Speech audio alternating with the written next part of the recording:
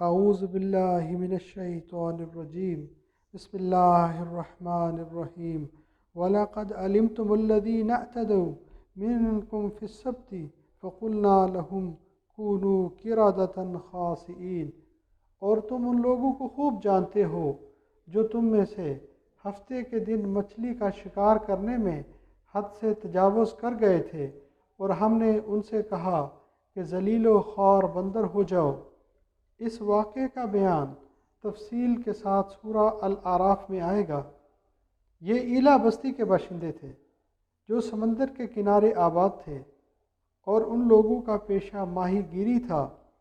ان کو حکم دیا گیا تھا کہ وہ ہفتے کے دن کاروبار نہیں کریں گے بلکہ چھٹی کریں گے، اور اس دن آرام کریں گے اور اللہ تعالیٰ کی عبادت کیا کریں گے، یعنی ان پر ہفتے کے دن کی تعظیم ضروری کی گئی تھی۔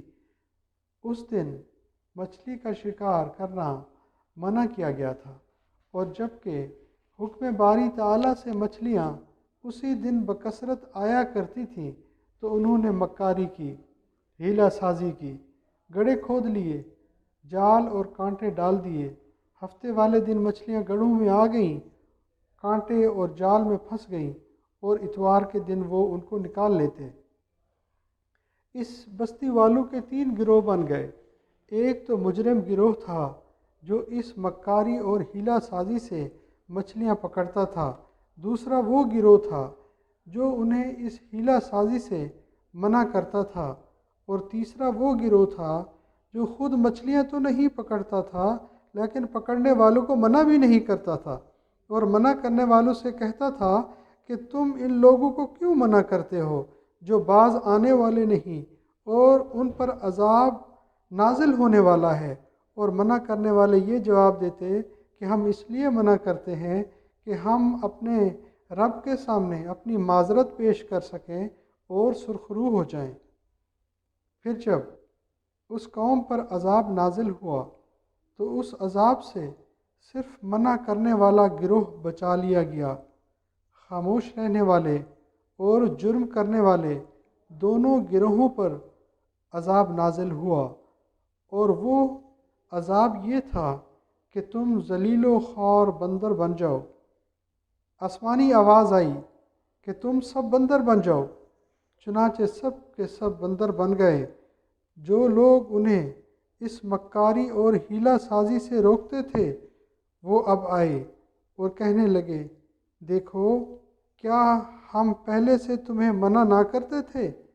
تو وہ جی ہاں کے انداز میں اپنے سر ہلاتے ہوئے جواب دیتے تھے، اور وہ ایک دوسرے کو پہچانتے تھے اور ایک دوسرے کو دیکھ کر روتے تھے مگر کلام نہیں کر سکتے تھے۔ پھر 3 دن کے بعد سب مر گئے۔ یہ واقعہ سیدنا داؤد علیہ السلام کے دور میں پیش آیا تھا۔ فَجَعَلْنَاهَا نَكَالًا لِمَا بَيْنَ يَدَيْهَا وَمَا خَلْفَهَا وَمَوْعِظَةً لِلْمُتَّقِينَ۔ اور اس واقعے کو اس وقت کے لوگوں کے لیے اور جو ان کے بعد آنے والے تھے عبرت اور پرہیزگاروں کے لیے نصیحت بنا دیا، یہاں تک کہ امت محمد صلی اللہ علیہ وسلم کے لیے بھی موجب نصیحت بنا دیا، تاکہ یہ لوگ ڈرتے رہیں کہ جو عذاب اور سزائیں ان پر ان کے ہیلہ سازی، مکر اور فریب سے حرام کو حلال کر لینے کے باعث نازل ہوئیں، ان کے بعد بھی جو ایسا کریں گے ایسا نہ ہو کہ وہی سزا اور وہی عذاب ان پر بھی آ جائے۔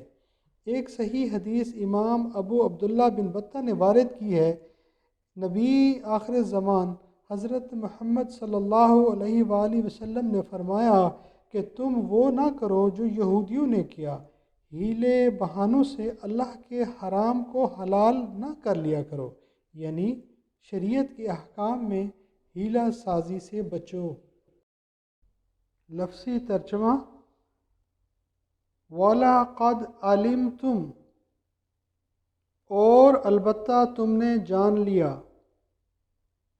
الَّذِينَ اعْتَدَوْا، جنہوں نے زیادتی کی،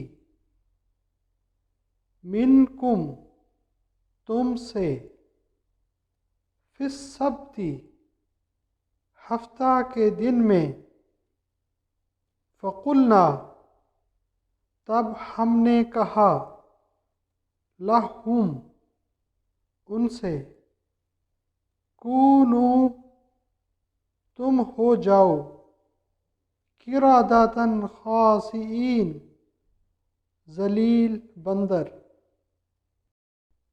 فجعلناہا پھر ہم نے اسے بنایا نکالاً عبرت لما بین یدیہا سامنے والوں کے لیے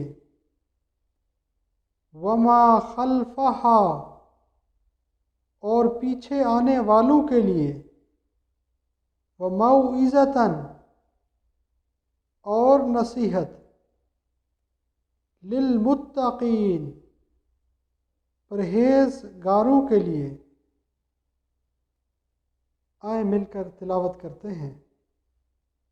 اعوذ باللہ من الشیطان الرجیم بسم اللہ الرحمن الرحیم وَلَقَدْ عَلِمْتُمُ الَّذِينَ اعْتَدَوْا مِنْكُمْ فِي السَّبْتِ فَقُلْنَا لَهُمْ كُونُوا قِرَدَةً خَاسِئِينَ وَجَعَلْنَاهَا نَكَالًا